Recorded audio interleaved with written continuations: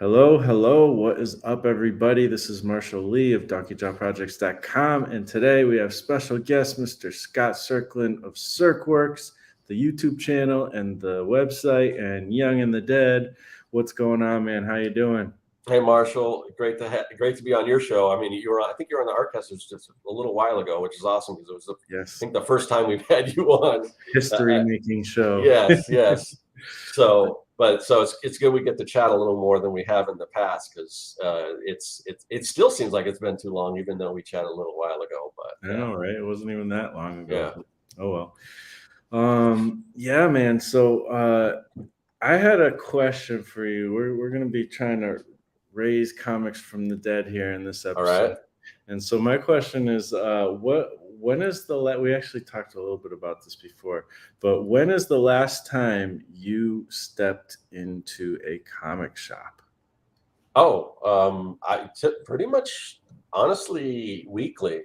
Well, Oh, really? actually, that's not totally true. I have a pretty good relationship with my local comic book store. Actually, next weekend I'm going to be doing a signing there. I do a lot of signings and stuff. So I don't collect a lot of comics, but I've got a few that are just on my pull list, just to But it's still I'm guessing you're probably the reason why you asked this is because you probably feel the same way where you go into a comic store and you're like, what I don't even know what to get. It's like, but the one thing I will say, say what you want about modern comics, and I don't collect a lot of modern comics. I'm more of an indie guy, but man, I'm always, as much as I don't really know what to pick up, there's so much stuff there. I'm always impressed with the artwork that I'm seeing on, like, at least on the covers. I'm just, the Mhm. amount of talent out there is just amazing. Sometimes I'll just go, sometimes I won't even buy anything. I'll just go in there and just look at all the covers and everything and just, Yeah. wow, there's some crazy talent out there. So yeah. Does your comic shop have like a lot of back issues you can go through, or is it not so much like that? Honestly, not so much there. And I've got other comic shops I'll go to if I want back issues or whatever. It's there. I find that the comic stores around here, they each have their sort of different niche or different things that they're into. Like I've got a friend.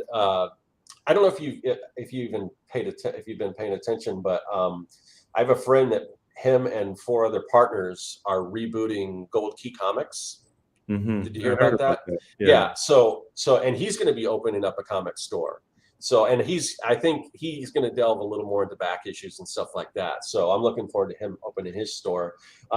My local store in Surprise, the city where I live in, they're more into, they do a lot of stuff with like variant covers, and so they've hired me to do variants, like store exclusives and stuff like that. And I think they catered to more of the collectors, so they do a lot of exclusive variants and stuff. So they're not as heavy on indie, which I wish they were a little more. But like I said, each comic store has kind of their own thing.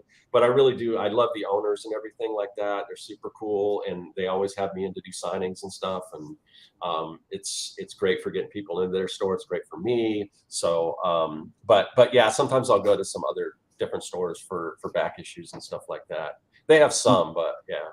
Do you have a lot of stores in your area, like relatively area? Well, let's see. There's one. My local one is really close. It's probably about maybe 8-minute drive. And then the other one that's going to be opening up is probably going to be about maybe 10 or 15-minute drive. And then there's probably another one that's maybe about 20 minutes away. And then the other ones are, probably about 30 minutes away, and then it keeps going. But there's quite a few, and I think they all have sort of, a lot of them have different things they focus on, like I said. So Yeah, I noticed we have, let's see, I'm trying to think. Like there's pretty much, like, in my state, there's a lot of comic shops, like probably, I mean, I know Arizona is like huge, Connecticut's much smaller, but we have, I know that I could think of probably at least 10 to 15 right off the top of my head, and there's probably a bunch I haven't, Oh yeah. found yet, which is pretty cool. I mean, that's the thing is like, I know when COVID hit and stuff, a lot of places probably closed down. They were already diminishing at that point. But I still see a lot of shops still open, some of them that have been around for a really long time, actually. Yeah, it's weird because my comic store, the one of my local one, the closest one, they kind of had I was worried about them through the pandemic, but it was kind of the opposite because here everyone's at home. They're looking for what is relatively inexpensive entertainment, and what do you do when you're sitting at home? Well, you can read comics or collect things, or so they did pretty well, and actually they ended up expanding into a larger location, so you know they're doing better. I keep hearing a lot of doom and gloom, but it's like any other business. I think if if you're good at business, you roll with whatever the changes are, and you're able to keep the lights on and keep things going. If you're not, then you might go under. But they're pretty sad as far as what collectors are looking for, and kind of diving into that whole store exclusive, comic covers and things like that. So, it's a little different, business model than some other ones. So, but they seem like they're pretty good. Yeah, yeah. Yeah. It's interesting going into different stores, and like you could tell like their business like model almost, like from going in, like especially for people like you and I who've gone probably to comic shops our whole life pretty much. And it's like there's one store nearby where it's like they you could tell, like I just had no, because I've talked to the owner too, like he has zero like interest in like how awesome comics are, but he has an interest in making money. Like, Yeah. and you can, which is every business should have a huge interest in making a profit. That's Right. the point of having a business. But you could just tell like he has like zero passion for actual comics and the way like the stuff is treated. Yet there's a very sophisticated and big area for playing, card games and stuff in the back, Hmm. Yeah. and it actually takes up more of the store. And then there's like more figures and this and that. And then I go into other ones, and it's like a library, and it's like I could just spend all day there, and it's like, it's just really interesting. They're all so very different and unique. And then the store during COVID that I was like going to and had a pull list from, like they were kind of like, they're actually one of the longest running comic shops, like I think in America. Um, and I went there, and I'm like, it's just like this guy, and I've always had these great conversations with him, and I'm just like, hey, like I would email him and stuff. I'm like, hey, let me know how I can get comics. Like, I want to support you because I figure, we're probably gonna lose sales during this time. Like, I'll do whatever I need to do, wear a mask or whatever, or like, mail them. Like, just let me know how I can get comics from you. I'll buy extra, Yeah. even. And he just was like not conducive. He wasn't communicative. Like, Really? Okay. and I'm trying to like give you money to support, because I don't want you to go down, because you got like an awesome store. And I mean, it's a little tiny store, but I'm like trying to support. It's like I couldn't, no matter how much effort, like I couldn't support him. And Hmm. I don't know if he's still in business, but I stopped going there because he wouldn't even be Yeah. responsive. Well, yeah. So it's that's the same in a lot of business. I'm surprised with a lot of artists. Like sometimes I'll try to reach out to artists, and like I can't even find how to contact them half the time. I'm like, how are you going to make a business if people can't even find your email or how to contact you? So, yeah, it's yeah, you gotta make it easy for people, and you gotta be communicative. yeah, it kind of boggles my mind sometimes what I see, happening in some of these comic shops. I went to this one, and I've never been back because I was there. Where is it? Yeah, well, if it was easy to bring out, I'd bring it out. But I have like that Art of Todd McFarlane book that he released not too, I don't know, a couple years ago or Yeah. whatever. And it's a pretty big size book, and it's heavy, and And I was just like, I was like, oh, I've been curious about this. Maybe I'll grab it. You know, I have money at the moment. I can grab it. And it's a nice, like $40 or something book. And I'm just sitting there flipping through it. Like, I grew up in the 90s, so I'm careful with the comics. I'm not trying to like bend anything. And the guy comes over and he's like, hey, you know, could you be more gentler with the comics? I'm like, I'm not like doing anything weird. He's like, you know, he just like was really rude. Like he kept saying like, you know, be gentle with the comics. Like you're like bending it and stuff. I'm like, I'm not doing anything. I literally have the spine in my hand and I'm just like gently Yeah. like you know, I'm like, do you really want, like, sometimes I wonder if these comic shops, like, do they even want people to buy stuff? Like I was about to buy this $40 book and he's just like, I just walked out. I'm like, okay, Yeah. see ya. Yeah, I remember that, as especially I remember as a kid, and I would be the same way, like, trying to be careful and everything. And you just get that, like, there's nothing more offensive than people just like assuming, you haven't even done anything wrong yet, but just assuming that you're gonna hurt something, or just like stuff like that. Or if they've got a lot of signs like "Don't do this, don't do that, don't do this," it's just like it's not inviting. It's just like I'm out of there, you know. It's Yeah. like it's well, this has happened to me. So I went to Michael's not too long ago, and I went in just to get a couple Sharpies, and they've got them behind the glass. I mean, this is a $4 pack of Sharpies. They've got it behind the glass, and I'm like, okay, I guess I'm done with Michael's because they're not staffed enough, which I know isn't really their problem and everything. And I know they're trying to curb, theft, I guess, but is it really, how much are you saving by all the people that are going to walk out of your store because they're not going to take the time to flag down somebody just to wait to get a case open for a $4 pack of Sharpies? So I'm like, okay, I'm done.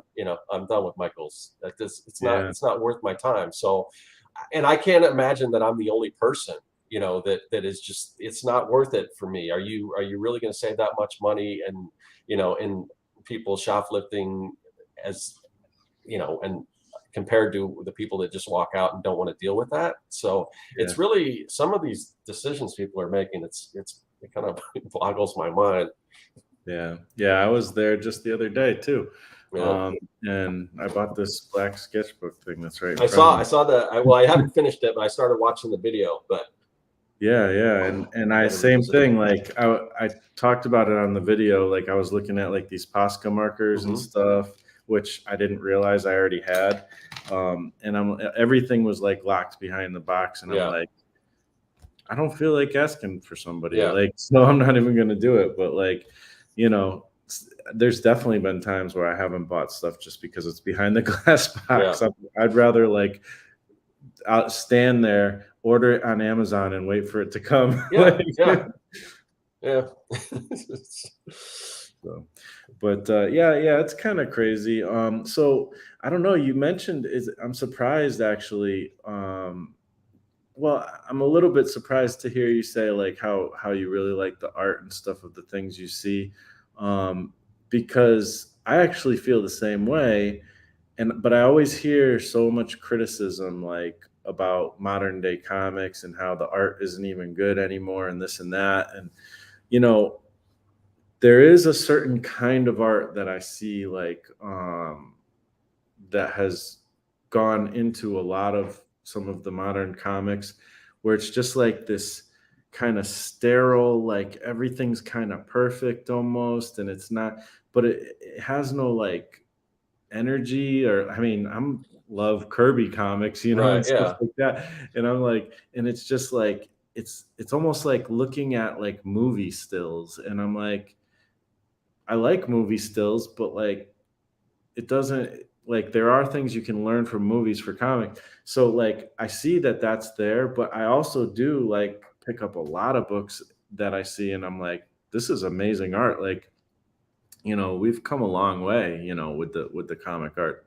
And you know, I don't know if the stories are great or what, but like, you know, I don't know. The state of the comic industry is interesting, and I don't know really where it is because some Yeah. people will say doom and gloom, and some people will be like, well, it's doing all right, you know, and who I think in knows? certain areas it's doing in others, but you know, I have to take pause because you know I hear a lot of criticizing modern comics, and again, I really don't know what's going on for the most part with modern comics. I mean, I'm an indie guy. I don't really collect a lot of mainstream stuff, but when I hear you hear criticism, and it's fine. Like if the content isn't what you're interested in, that's fine too. But then you can kind of tell that it's so biased because when they do go to how bad the art is, and I'm just not seeing it, especially when you compare it to the person talking. If you're looking at the person talking and you're comparing it to the artwork that I'm seeing, I'm like, I just don't see it. So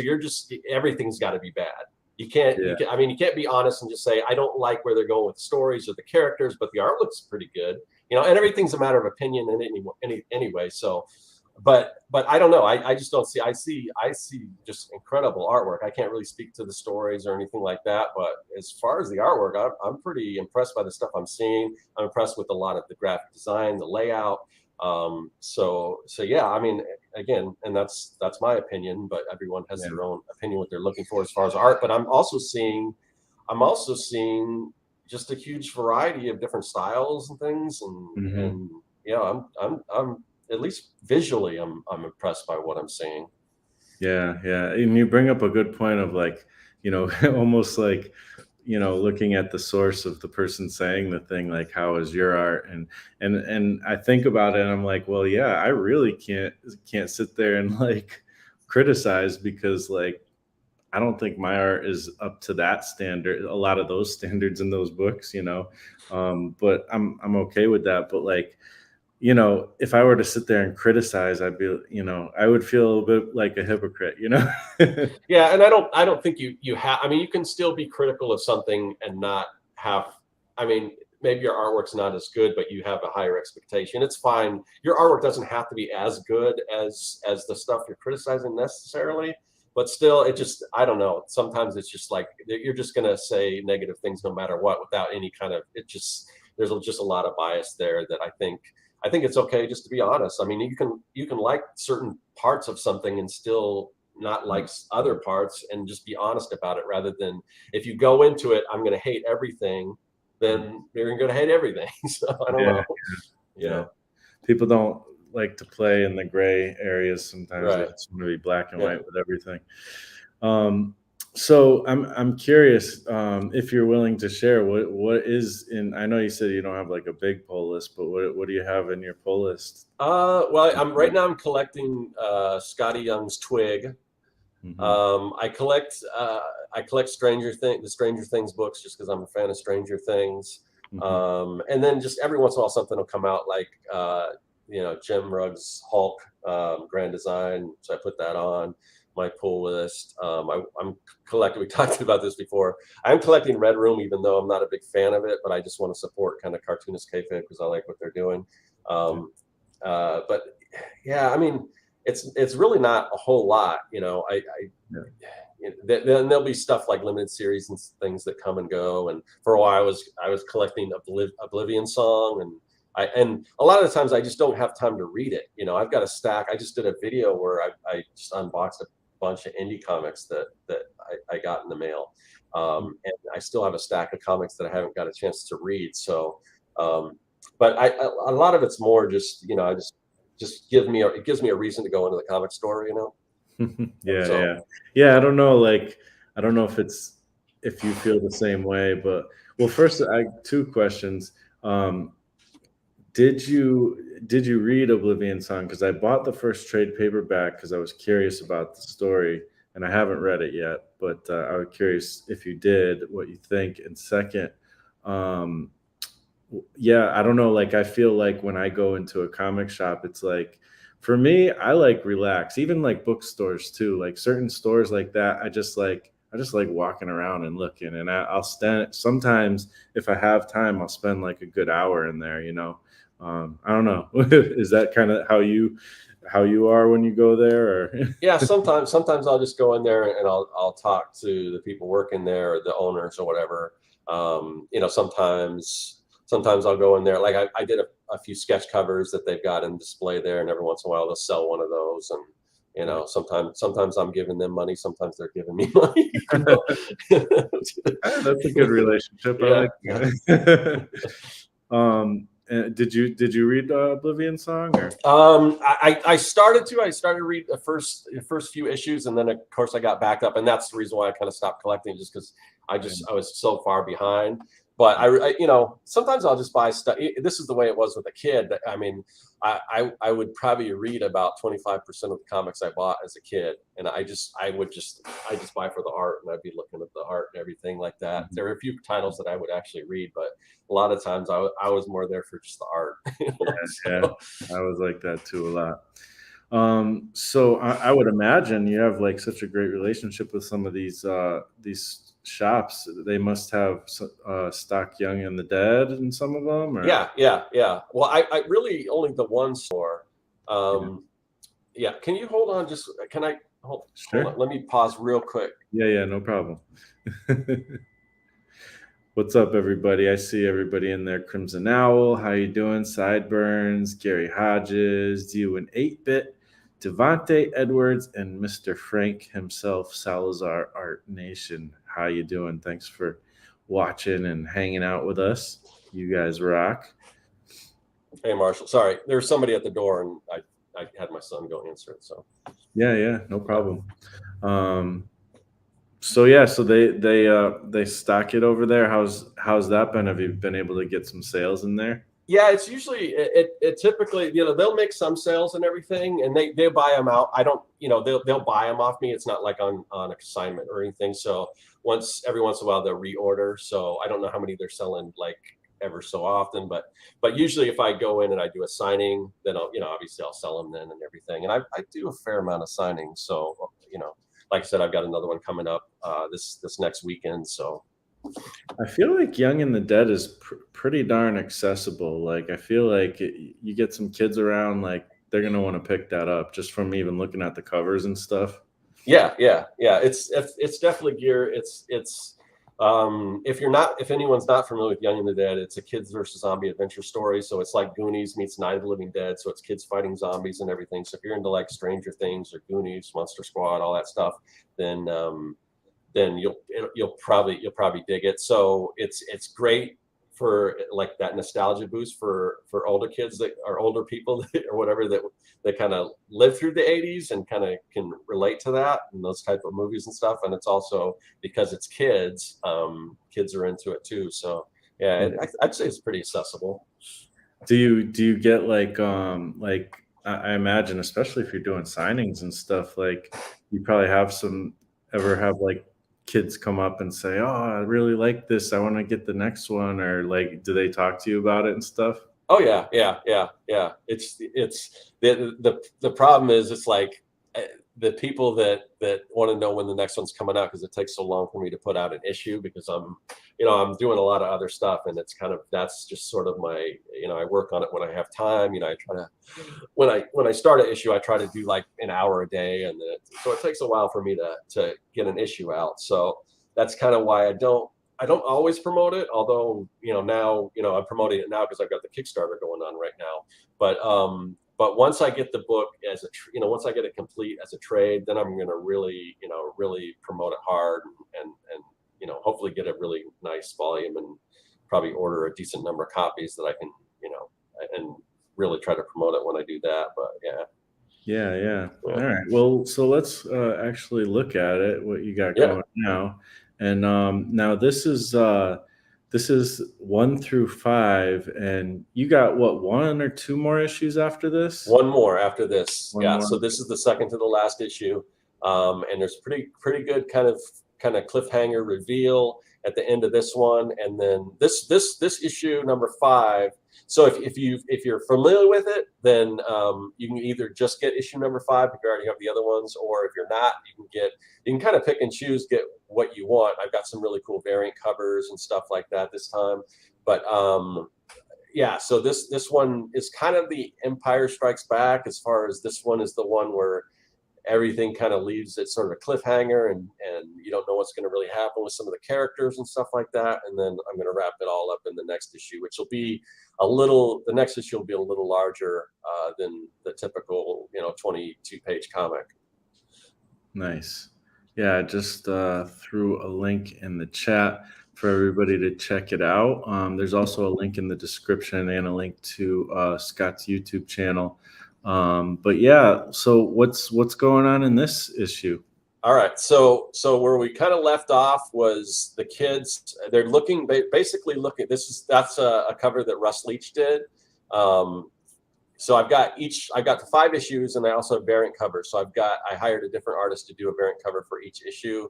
That's Federica Marchetti. She did a cover that's issue number 4. And then you can kind of get into it. Kind of gets into the story and everything, the interior art that I wrote and drew. But basically, what's that? These pages are from the first issue, right? Yeah, there's some from the first issue, because that's just kind of like recapping. Some of them from the first, some of them from the second. I think it mentions which issue it's on under each image, Okay. which page and everything. But so where we left off on issue 4, the kids are looking. There's some clues to a possible cure that the key is this sort of research facility that they've got to get to. So they escape this arcade. There was a whole bunch of stuff that went down in this arcade, and then so they get in this ice cream truck and they're headed towards this research facility, and that's kind of where we start up. And then there's a whole bunch of adventure. There's some weird, crazy stuff that happens along the way. More is revealed about what the zombies are and everything, because they're not, there's some similarities to the zombies that you're familiar with, but then there's some differences. So we learn a little more about that, and that all ties into how hopefully, they can defeat them. But yeah, and so they take off in this truck, and they're racing towards this research facility to hopefully see if they can find the cure. It's so funny because, like, in the new season of Stranger Things, they're all tooling around in the pizza truck and stuff. And I imagine you drew this before the season. Oh yeah. Came out. Yeah. Every once in a while, I get somebody like, "Oh man, you're kind of you're just kind of copying Stranger Things." I'm like, "No, I've been doing this way longer than Stranger Things." Before it was, I mean, I don't. Sometimes I don't like to mention how long I've been doing it, because like I said, I'm at issue 5 right now, and I've been, you know how long I've been working on it, because it started back in the mini comic stomp truck days. Yeah. So it just takes me a while to put out issues, because I just kind of do it at my own pace. So, but I've been doing it before. I've been doing this comic even before like Super 8. So, when Super 8 came out, it's like, I see you're trying to do like a Super 8 thing. I'm like, I kind of, I've been doing this for a while, but yeah, but it doesn't hurt that Stranger Things is so popular now, because it's always good to just say, if you like Stranger Things, you'll like this. So, but it's also, it's interesting is like related to zombies too, like Walking Dead, and what was that popular movie? Was it like, what was it, like something weeks or something hours or days? Yeah, I forgot. It was like a big, I know the one you're talking about. A big zombie movie, and it starts off like pretty much exactly the way Walking Dead starts off, and I was like, oh, Walking Dead copied that, and then I found out Walking Dead actually started before that movie came out. Yeah. Was it 28 days or something like that? Yeah, I think that was it. 28 days. Yeah. But it's totally, but they're two totally different things. Like the 28 days, that was like more like rage kind of zombies where they're fast and everything. Yep. And then Walking Dead is kind of the shambling zombies. I mean, there's always going to be similarities, but every storyteller is going to put their own spin on something. So, like I said, there's stuff in this book that's with the zombies that's totally different from anything you've probably read or seen with, but there are some similarities. So it's just, it's kind of, what can I add to kind of this zombie, the whole zombie genre, and do something different. So this is another variant cover by Gary Hodges. It's so cool. Like, I love all these new different covers. It's cool to see other people. Like, I've been following your work on this book for so long, and it's just really neat to see other people's take on it as well. Yeah. Like, imagine what it's like for me, as the creator, to see other people kind of playing in my playground. It's really cool when I get these in. I'm like, wow. Yeah. This So is cool. this is issue number 2, variant cover by Corey Kerr, who's one of my art casters. Yeah, that's so cool. He really did a good job at the old school effect there. Yeah, That's it just lends itself to that kind of Marvel style. mm-hmm. That's so cool. And then of And then course you got to Joshua get the Kimball. EC style. Yep, yeah. I know you've done a few EC homages yourself. I've actually had the original artwork to one I of them that know. you did. I know. Yeah, I've got the sorry to disappoint all your fans, but I have the Attack of the Lizard Brain. I have the original artwork for the cover, so Yes. that's gonna stay in my possession. So I'm glad it's in good hands. This is so cool. He did such a good job. yeah. Wow. So, but yeah, there's tons of cool rewards. You know, you can get digital. You can start off with digital, either one copy or the whole set. You can order if you just need one particular issue. You can order any one of those at like the $15 tier. Oh, and by the way, if you're in the U.S., it's free shipping. And if you're outside of the U.S., there's extras. You know, you gotta pay a little bit for shipping because there's no way around that. But I'm trying to throw in as much extras, so whatever value you're paying in shipping, you're getting that back with extras and stuff. So trying to help us international people. Yeah. But and then you can get if you don't have any of them, you get the whole set. That's the standard covers, the ones that I did myself. And then at the $40 tier, you can get all the variant covers. So what we try to do with the variant covers is, you know, I wanted them all to be individual and different. So where the standard covers all have the same logo and they pretty much have kind of follow the same format. These ones each have a different look. We've got different logo designs and trade dress for each of them and everything. So, Yeah, and then on this one, if you want original artwork at the $55 tier, I'm doing remarks. So where I draw right on the cover, and I've got these kind of cool remarks of these zombie ice, because it like with the whole ice cream theme, kind of a zombie ice cream pop. So it's, you know, it's just that original art that I draw right on the cover, and plus you get all this other stuff. And then we start getting into like the sketch covers, which if you've been watching my channel, you can see me doing. Oh, this one doesn't have a sketch cover. This one has a blank sketch cover. So if you want to get, you know, this one has all the standard issues, all the variant issues, the PDFs, the zombie little threat level chart thing there, and also a blank sketch cover that you can draw on. And I'm going through Comics Wellspring for these, and I'm really impressed with their sketch covers. Yeah. I've done sketches on a number of covers for, like, you know, the big two, and then like stuff like Boom and Dynamite, and some of them are just like they're not good. So I was kind of like, if Boom and Dynamite can't get it right as far as sketch covers, then am I, you know, what chance do I have? But these are great to draw on and everything. So I'm curious, like, I don't know. I don't know if they added this feature to Kickstarter or not, because I know they can do it in Indiegogo, but is there like things where you could do add-ons in the background? Yeah. If you add on like a blank sketch cover, or? Yep. If you keep scrolling, you can see all the add-ons and stuff. But Okay. So on my channel, I'm doing these sketch covers. When we pull back to us, I'll show you some of them. But I'm doing these. But for like $100, you get an original drawn by me plus all the comics.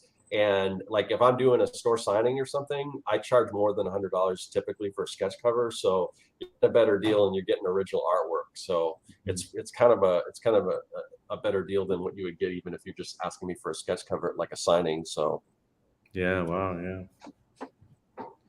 And same thing with this. This one's got all the covers, variant and standard, plus the sketch cover, plus the blank sketch cover, plus zombie threat level, plus, you know, hopefully we'll hit our stretch goals. And there's some really cool stretch goals that I've announced. And the last one there, that's already sold out, but that one's got the original artwork for the cover.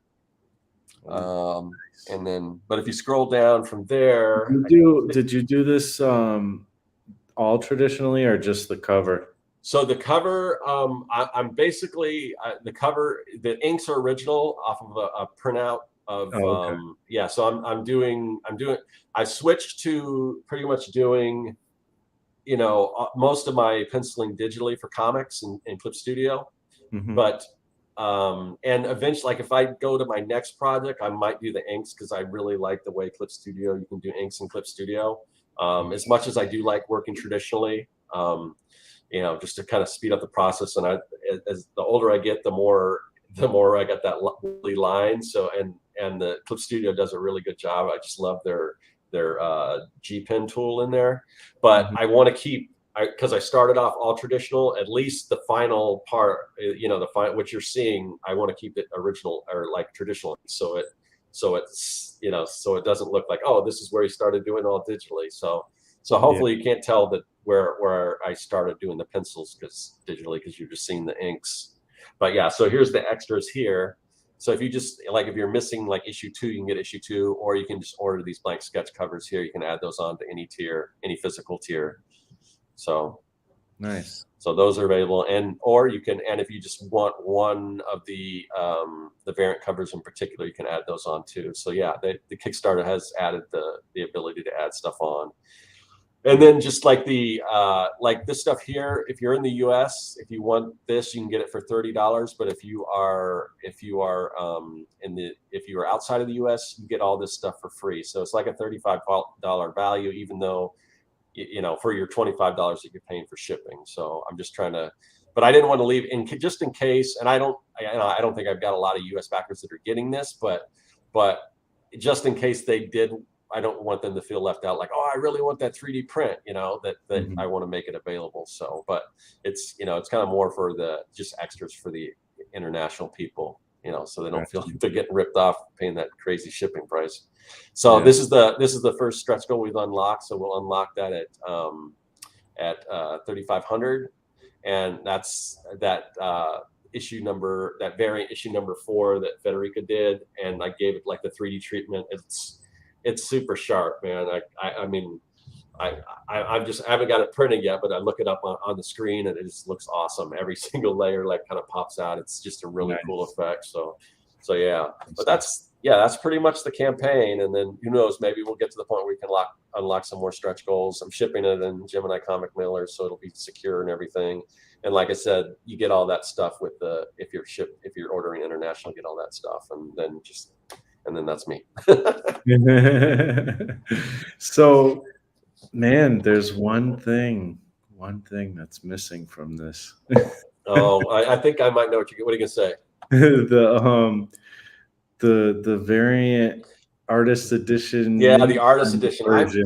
Yeah, I think eventually I'm going to have to do that. They didn't like go gangbusters or anything the last time I did it. I think I maybe sold a couple, but I think just to complete the set, I'm going to have to do those variant covers, those artist editions, which are basically like mini comic versions, but they're all hand done, and like I'll cut things out. So I already have an idea for one where it would be the ice cream truck and the doors would kind of open up, and, you know, something would be inside. So I will probably do that. But this one I opted to do the variant covers because I think variant covers are just, I think there would be more interest in the variant covers because for whatever reason, you know, they're a little higher tier because they're handmade. So, you know, I don't know. It was kind of one of those things where this time around I decided not to do the artist editions, but I still think I need to do them just so I can have the full set of artist editions. So, and then I'll probably sell those on my website. The kind of completist in me is disappointed, but at the same time, like, I mean, it looks like such an awesome campaign. Like all the stuff you put in there, I'm like, wow, like all the variant covers, like you really went all out for this Kickstarter. Yeah, I tried. So I'm, you know, we still got 21 days. Now we're kind of in that kind of lull where after you have kind of that big launch, and we were able to hit our initial goal in the first 24 hours, which was good. And then and now it's kind of stagnant. So I'm going to keep trying to, you know, get out there and promote this thing and let people know about it, because, you know, it's kind of my baby as far as comics go and everything. And you know, most people that have ordered it, they do enjoy it. So but just trying to get the word out a little more, and hopefully we'll hit that stretch goal and maybe even go beyond that. So yeah, I mean, that cover is so good. I mean, they're all really cool. And I really like that cover too. And seeing the 3D, like, yeah, I can't imagine it. It does seem like it would be really cool. Yeah, yeah. And I've so here's like I've been doing these sketch covers on my Dude, this let is kind me, of LL Cool J zombie. I want to do this. Okay, cool. Yeah, LL Cool J. yeah. Nice. That's And awesome. then I've got a punk rock zombie here. That's awesome. So if you're Do you back do into the sketch videos cover for all world, these? oh yeah, I've been doing videos. Some Sweet. of them, yeah. I don't know if I did one of the LL Cool J one, but I did some of Mr. T Zombie. Nice. So yeah, I've been having fun doing these rewards, these original sketch cover rewards, and then this is like one of the remarks here. So you actually did, like, you drew on the cover? Yeah, Like, yeah. Are you familiar with remarks? That's you I use, guess like, that's a paint markers? yeah. So you can use I use the Molotov, the white Yeah. Molotov ones. Okay. And you just kind of block it out. It's a little different because you have to kind of do it backwards. Yeah. Like you have to figure out kind of what your shape's going to be, block it out with the Molotov, and then I pencil it, and then I do the color before I do the ink because ink can tend to smudge. So I Mhm. do that last. So it's almost like you're kind of have to draw it in reverse a little bit and apply that ink last. So it's it's a little tricky, but yeah, I mean, and it's I guess the remarks, at least like when I do store signings and stuff like that, remarks are kind of like a big thing. I mean, there's some interest in that. So Really? I've yeah, never even heard of those. yeah, it's like there's a lot of people that when because I'll do like I did a couple store exclusives for my comic store. I did one for the Image Comic Ice Cream Man. Mhm. And then I did another for Archie Comics Betty and Veronica special. And so I did remarks on those, and that's kind of the, my local comic store. That's kind of what this kind of some of the stuff that they're into the customization and the special limited store exclusives or variant covers and all that kind of stuff. And they've got they got people that are the collectors that are they're super into that kind of stuff. So Yeah, yeah, wow. It's interesting. it's kind of a new world for me. I mean, I had heard of remarks before, like on like artists that do like Magic the Gathering. They'll do like they'll kind of go in and change a little bit on the illustration or something like that. But I hadn't really heard of it for comics. And there's a big variation. Like sometimes some artists will just kind of do a little quick Sharpie sketch on it, and some Mhm. do a little more elaborate. So there's kind of a range as far as what you're going to get if you ask for a remark. So Yeah, yeah. but it's just I guess So it's kind of extension of the signature. It's just a little more than a signature. So yeah, for sure. I think it's cool. The one you made on that one cover, like, I'm looking at it and I'm like, it just looks like it's printed on there. Like, yeah. from the, like, I'm sure when you see it in person, you see the texture Oh of yeah, yeah. the paint, but like from here, it just, I'm like, are you sure you drew that on there? Like, that's crazy. Yeah, Um, there's another artist that does a lot of signings at the same comic store, and he's done a bunch of like Ninja Turtle variants and stuff, and his artwork is just amazing. But he gets to the point where he purposely plans his cover design to include room to put that like a specific place to put the remarks and stuff. And sometimes when he does it, like seriously, I can't even tell where the comic starts and the remark begins. it would be kind of cool if you had, like, what would be a cool idea is, like, if you did the remark. I mean, this is like, you got to be pretty talented and know how to do it really well. But like, what if you did like a caricature of the person who's standing in front of you as the head on one of the heads in the the picture? Oh yeah, yeah, That'd that be would be kind of cool. fun. Yeah. But you got to be Or able to do that really good. yeah, that would be cool because they do that thing where like a lot of Kickstarters, oh, we'll include you in the comic, we'll draw you in the comic. But Mhm. like if you have like a crowd scene and maybe as a remark you just go in there and draw the person in there. That would be cool. Yeah. That's awesome. Um, so as far as the, like, the making of this issue, like, was there I'm just curious, like, what was the timeline for this latest issue, and like, did you? Because I know you, like you said, you do them as you can and Yeah. everything. But I'm just curious if there was anything different with this issue compared to the previous issues. Any surprises, or Yeah, let's was see. it? I think this. I definitely said I didn't. I don't think I actually did the official 100 Days of Making Comics as far as vlogging about it and all that. But I definitely did it in spirit. As far as I said, I'm going to do it. I'm going to put aside an hour a day every day to work on it. And so I got most of that. I went through that process. I got most of the comic book done, and then it did take a little while. Yeah, I think whether it was coming off the pandemic or whatever else, where the comic book was pretty much penciled for a while. I tried to find the right time to kickstart it and do all that stuff. So it's been a while since I've worked on it, but I'm anxious to get back to starting on the next issue now. But the difference is, I think the big difference is this is the first time that I decided to go digital pencils, and I Mm. think that I think that helps speed up the process a little bit too. There's a lot of advantage as far as time saving that digital affords you. So that was I think the biggest difference. Yeah, I feel like I can't gauge that personally, but you've had so much more experience with a lot of this stuff, with even both traditional and digital, so maybe you can kind of see the advantages better. But I know that for me, like I I can't tell which one is faster, because Yeah, there's issues with digital that actually sometimes makes it slower. Some yeah, even. yeah. It really does depend. For me, it's a lot of it has to do with the layout and just the corrections.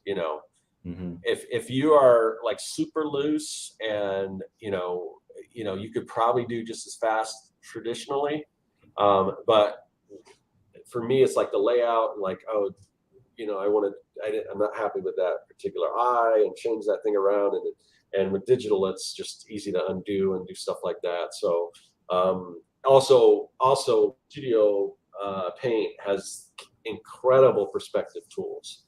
I mean, Mm. you set up those grids, and basically whatever you draw is going to be in perspective. So, I mean, that is, I don't have to break out my ruler and set up a thing on the table with the two, the two pin things over here and the straight edge and all this. It is way easier to do perspective drawings with Clip Studio Paint. So that helps So out a lot. I think I remember the last time. I don't know. Like I feel like it is. This the first time you're really like diving deep into Clip Studio Paint? Because I know you've worked in different programs, and I feel like I remember you saying for a long time, like, "Oh, Yeah. I've been meaning to like dive into it and Yeah, I really." finally did it, and I'm still not like, I know how to do what I need to do. There's still a ton of stuff that I can do in Clip Studio Paint that would make it go faster, and like shortcuts and features that it has that I don't know how to do. And sometimes I'm like, oh, I don't know how to do this in Clip Studio, so I just got to research it. But as far as just the basic drawing and everything, I've learned enough to be able to do that. But yeah, it was kind of always, I was in that spot where I know I could be faster if I learn Clip Studio, but the time it takes to learn it is going to slow me down. So I kept kind of pushing it off. The first time I ever really, what really the first time I started trying to teach myself Clip Studio to do a project, I decided to do that with the Werewolves and Unicorns comic 100 Days anthology, because it was a 4-page book. I'm just like, okay, I'm going to do this digitally. I still did. I think I did. Yeah, I did. I did actual traditional inks on that, but I did pencil everything. And I said, well, it's a small project, so I'm just going to use this as a time to kind of learn how to use Clip Studio Paint. And by the time I did those 4 pages, I had a good enough understanding of how to do it, so I was ready to go and do that with Young and the Dead. So yeah. Nice, nice. So, do you find it to be, because you were using Photoshop before that, right? I never really. Well, I use Photoshop. I use Photoshop. I use for me to put together a comic book. I'm using Clip Studio Paint right now. I'm using Clip Studio Paint to draw it, and then I'll like I said, I'll print them out and I'll ink them traditionally. That may change to doing all ink, ink and pencil digitally for whatever the next project is. We'll see. But then I do my lettering in Illustrator, because I want to have like vector lettering, and it just has way better capabilities than I don't know how Clip Studio handles lettering actually, to be honest, but and I do my coloring in Photoshop. But I've never liked the drawing.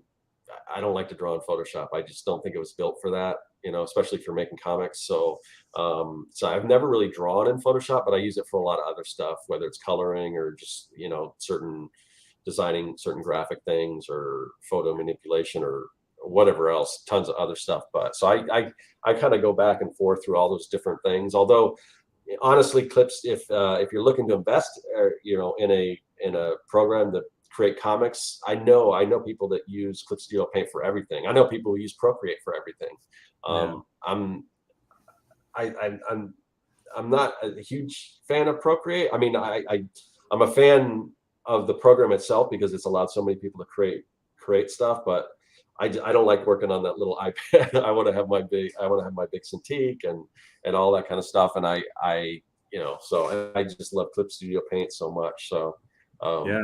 And Clip Studio is much better on a desktop than it is on iPad. It is still pretty darn good on iPad, but it's not, it's a little bit harder to deal with.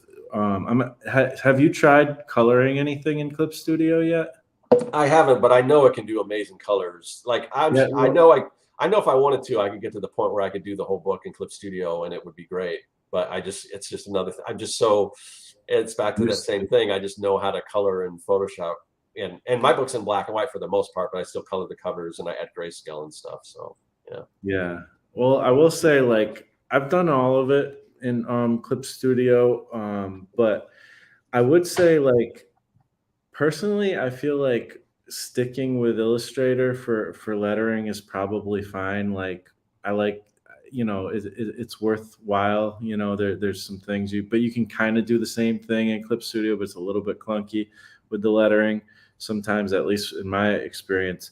But I would say, like, it's worth it to try to maybe do some tests and try to learn some of the like extra techniques of coloring with Clip Studio, because I mean, it's literally super conducive to coloring comics. I don't know, like there's some things where it's like, holy cow, like this is so quick and easy if you do some of the special like techniques and stuff, and especially for your style, because at least with the style you use for Young and the Dead, because you pretty much close off all your lines, right? Like pretty much. Some of, not all of them, but which makes it so much easier. Like, really, if you really do mostly closing off your lines, if you have one of those styles that's all kinds of open lines, then it's still pretty awesome. But it's just, it's same with any program, really. It's a little bit harder, but yeah, I don't know. Like, I think it's worth it to maybe do some tests and try to learn some of the techniques. Maybe you won't like it, maybe you will, but I'm sure I would, because like, do you follow Brian Allen from Flylands? Are you familiar with him? Yeah, he's amazing. Yeah, he does everything in Clip Studio, and he does all his coloring, and he's got some process videos of him working in that. Actually, I would say his videos where he talks about like he's got like at least one huge video where he like goes through all of Clip Studio, and he's like, this is why it's better than Pro Tools. Yeah. He's right. I just haven't. Yeah. I'm not saying that it's necessarily true that it's better than Pro Tools, but I kind of think it is. But like it's true. Some of those techniques I've used, and I'm like, holy cow, like this is like a game changer, Yeah. But so I mean, you kind of alluded to it a little bit, but like, I'm thinking, if I'm Scott Serkland right now and I got one more issue to do, am I jumping right back into it? I want to. I probably, honestly, I could now, because I think I could. I've got another project, a comic book project for a client that it's hopefully going to be starting up. That's going to be, hopefully, if it goes, it's going to be pretty cool. But I could probably carve away that hour a day and start now. And the good thing is, this is the first time that I actually already have the issue. It's already written. I wrote issues 5 and 6 together. I mean, I had a basic the whole story, but I always wrote issue at a last time just because I had to make sure everything kind of connected and know where it goes, so I know how much longer this series is going to go. And I know now that, I mean, it's already broken down into pages. I know it's going to be a little longer. This next one will be a little longer than the typical issue, but not long enough to issue. So it'll conclude in 6 issues. So it's written. So like, that's the good part, because once I'm ready to go, I can just dive into it. I don't have, because the writing process a lot of times that takes a lot of time, because if I look back when I was doing making comic, or when I was doing 100 Days of Making Comics, there's a good chunk at the beginning of those videos of me writing, but now that's done, so I can just get right to drawing. So that's gonna be, yeah. You're making me think that maybe I should just start drawing it now, but instead of waiting for the kid to end. Honestly, like it's kind of like, I don't know, like it is your like, as I've observed, your kind of progress through the years. It's like, I mean, it's kind of okay, like you are still consistent. You do get one out every once in a while, like, Yeah. If you feel like taking your time, there's no reason why not, but I just feel like if I were you, I'd be like, it's so close. I want to finish it, And I've got an idea for my next comic. Trying not to think about that, because I don't want to get excited about that when I'm not done with the current one. But it'll be nice. And I don't know that, I'm not sure that I will take as much time. Like, I think maybe the next project might be like maybe at the most like a double-sized issue or something, but not a series, because I got so many ideas. And the other thing I'm considering, when the artwork that you saw, that Federica Machete did on issue 4, I worked with her on a project. It won't see the light of day because the client kind of put a halt on it. But it was okay. We got paid and everything for it. But it's the first time I've really ever worked with another artist, and she's just brilliant. So if I can get to the point where if I could, if I have the budget where I could hire an artist, because I've got so many ideas that I'll probably never be able to illustrate them myself. I could probably write them and illustrate some of them, but some of these future ideas I might have other artists do. So we'll just see. We'll see where we are. But I've always been like kind of a, because I have had some kind of bad experiences with collaborations with people not getting it done, but once you find the right person that just amazes you with their turnaround and what they can do, then it's possible. So that might be something in the future too, where I write some stuff and have other artists work on it as well. Yeah, that'd be really cool. That sounds awesome. Yeah, man, I'm excited. I think this is really cool that I mean, it's just so crazy because it's been, it's taken so long at the same time, but it's like, it's cool to see that whole progress throughout the years. And I'm looking forward to reading the new issue and everything. Salazar, Frank put in, let me see where if I could find it. I like this this little thing. He said, wow, where is it? I hate when I can't, it goes so far away. Let's see. Oh, okay. I had it on private chat, so I wasn't seeing any of the chat. So, hey, everyone in the chat. Let's see. I know I'm getting close. Oh, here we go. He was saying a joke. This as a joke, but will there be a digital sketch cover? Digital sketch. Well, I guess you could do that, and then you could upload it into whatever drawing program you have. It would just basically be a logo, I guess. I don't know how that would work.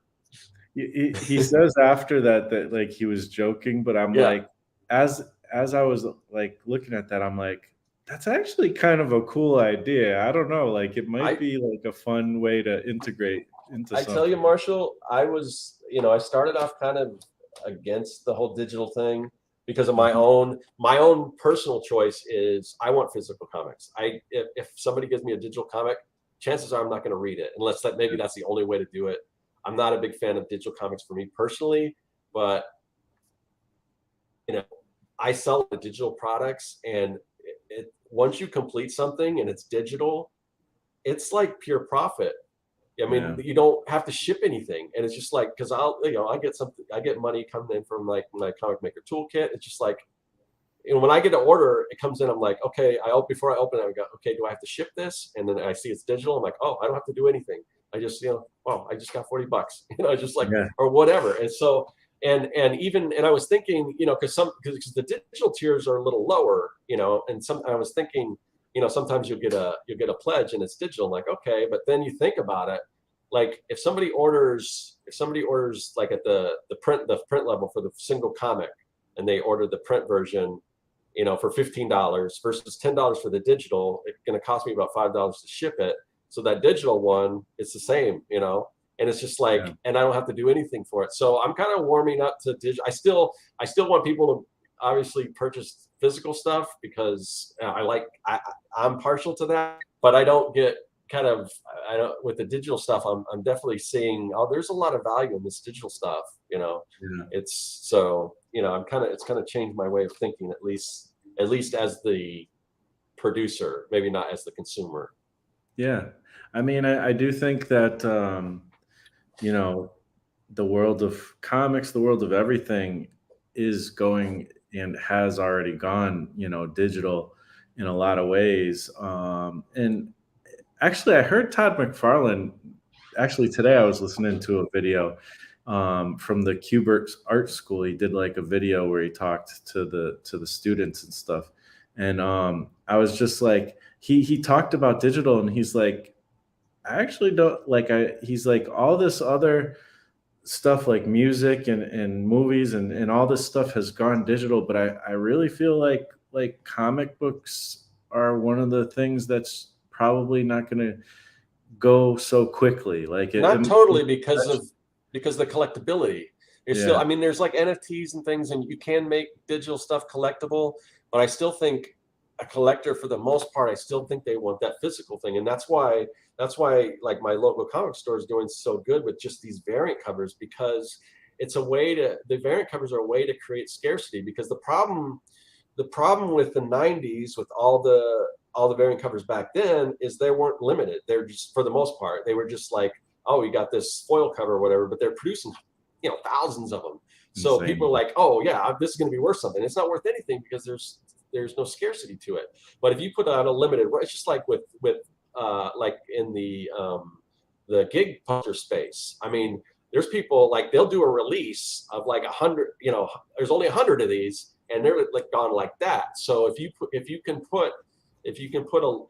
limited amount of these variant covers, you're not conning anyone. It is actually rare, because there's only so many of them. So that's why collectors are really into that stuff. So who knows? I still think I agree with him in that sense. I mean, a certain portion of it is going to go digitally. I think the idea of like, compared to like with trades, like a lot of times, because trades typically don't really hold any kind of value, but they're good because they're cheaper and get the whole story for like $10 versus, what it might cost you like $30 to buy whatever many of those single issues are, but they're not as collectible. And so I think somebody who's going to buy a trade might be just as happy buying it digitally and just reading it digitally, if you just want the story and you don't care about that physical thing. But I don't think that's going to go away, and that's the reason why vinyl kind of had to come back. Sure, you can buy all the digital music you want, and it might even be a little better quality, but there's something about that vinyl, something about that, having that vinyl, having those liner notes, having the foldable album art and everything, that, who would have thought that CDs would be gone and vinyl would be back. Yeah. If people miss that, they want to see that cool album art and everything. They want that feeling of what it feels like to listen to that stuff. So I think that's going to be the same with comics. I don't think it's going to change, but I don't think it's ever going to fully go away from print. Yeah, I don't think so either. Yeah, it's funny because I've bought a couple vinyl albums within the last year or two. And it's funny because I don't even have a record player. Yeah. At the moment. I used to. I've got it. I think I'm going to get one. Me too. I'm just afraid if I get one, because the vinyl can be a little pricey, but I don't know. Yeah. I don't know where to start. It's actually kind of cool to like go to go to a record store and even get like cheaper records and stuff. like there are still record stores once in a while you I can still find have one. some vinyl. I've got I think I've got a couple copies actually of I don't know if there's any value to it, but I've got like the first NWA single that like the 12-inch that they put out and stuff like that. And I've got like a Beastie Boys picture disc, and I've got a bunch of stuff. You know, a lot of it's not great, but I still have some old vinyl that I held on to. So And there's something to it to like just put the record on and you can listen to music and you're not connect you could be doing stuff around the house and you're not connected to the freaking yeah, computer, yeah, like there's something really nice about that. And when the record is over, you have to go and flip it over. right. And I don't know what it is, but it's like a ritual, especially if you're like used to that from growing up. Like I've been listening to tapes once in a while and it's just nice. I'm like, oh, I gotta turn the tape over. Like that's kind Yeah. of cool. I bought a little converter because I did get through. I was talking to you earlier, Marshall, about purging about 50% of my stuff. But I did buy, so I got rid of most of my cassettes. First, I looked everything up to make sure I could find it digitally. Anything that I couldn't, I held on to it. But I bought I got a lot of stuff that I recorded that I don't know, blank cassettes that I don't know what's on it. Was it a mix or me recording something? I kept all that stuff, and I bought like one of those little USB digitizer thing where it's a cassette tape and you can digitize it. I haven't had a chance to do that, but I have it. So eventually I'll be able to listen to all those cassette tapes and digitize them and stuff. So there's services too, like yeah, especially for stuff that's like home recordings and stuff where you can send them all your old media and they yeah, just digitize it all for you and stuff. I've never priced one out, and honestly I don't even know if I have any of that kind of stuff anymore, except for some tapes for like old demos and stuff. yeah. But yeah, I don't know. It's an interesting world. And I do think that physical is always it's here to stay, like you said, for collectors. But the digital is an interesting world too.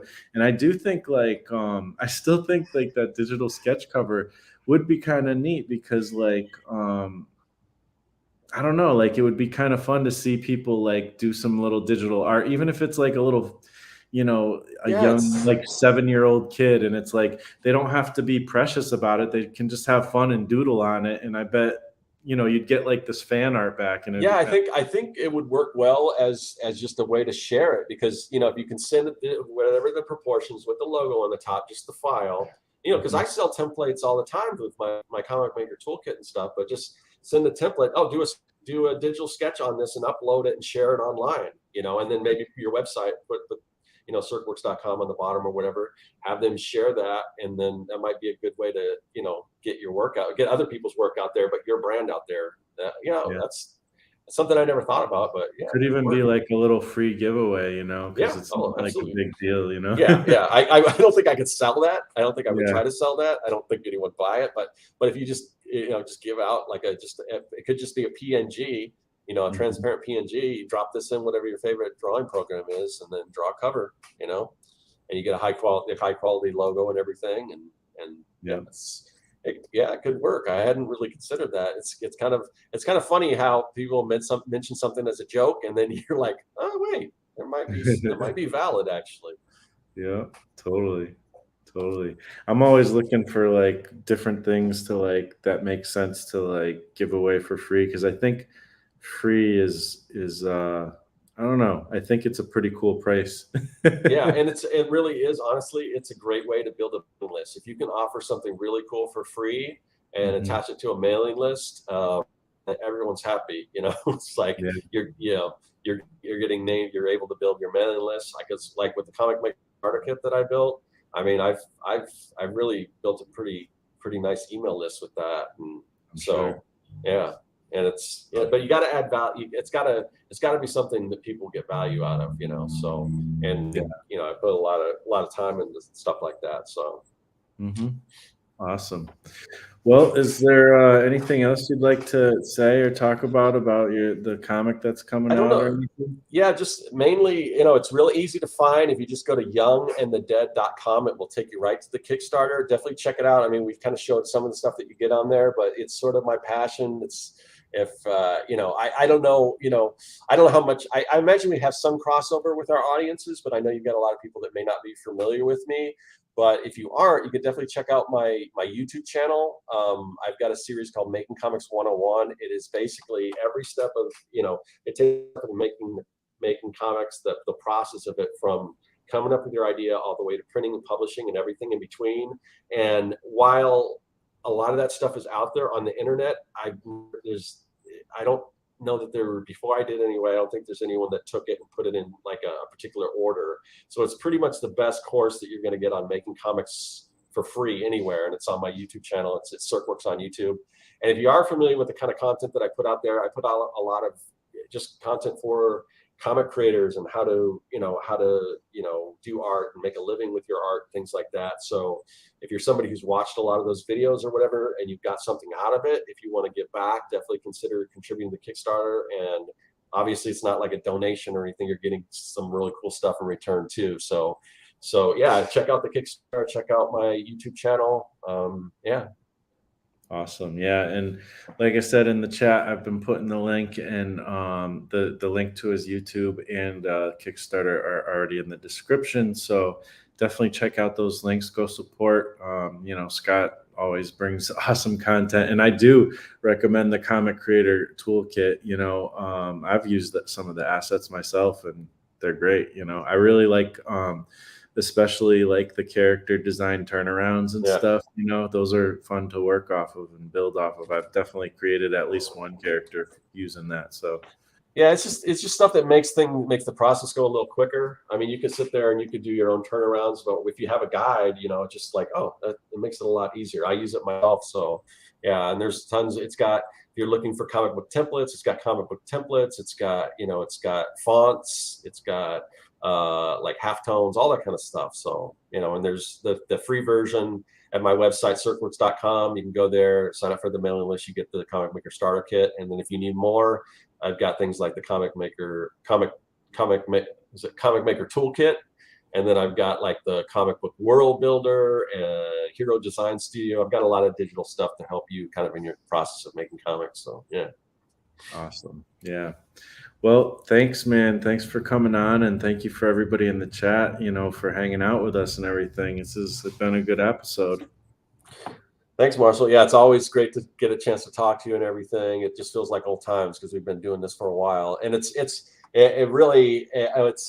exciting to see how much your channel has grown and everything. I just like, because you've been doing this longer than I have, so yeah, I just, you know, whenever you kind of take those hiatuses, I'm like, I hope he comes back soon, but you always come back. So I'm always happy when you come back, and the stuff you're putting out now is just as good as ever. So yeah. Thanks. Appreciate it. Yeah. Yeah, I feel like we're kind of, you know, brothers in this because we've kind of done a similar thing, you know, so with the YouTube stuff. But yeah, so everybody, thank you again for coming on, and that's it. We'll talk to you on the next one.